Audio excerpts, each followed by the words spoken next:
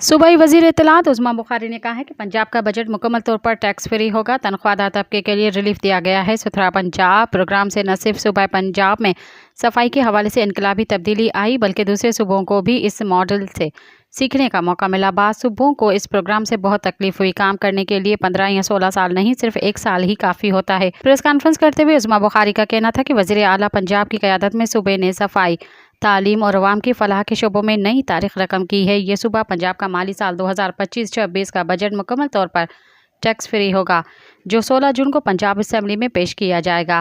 Budget میں تنخواہ دار طبقے کو ریلیف ملے گا۔ جو لوگ ٹیکس نہیں دیتے ان کو ٹیکس نیٹ میں لانا چاہیے۔ وزیر اعلیٰ پنجاب نے مختلف محکموں کی جانب سے دی گئی اضافی ٹیکس تجاویز کو مسترد کر کے عوامی مفاد کو ترجیح دی ہے۔ مریم نواز کے ہوتے ہوئے پنجاب کے عوام کو کسی قسم کی تکلیف نہیں ہو سکتی۔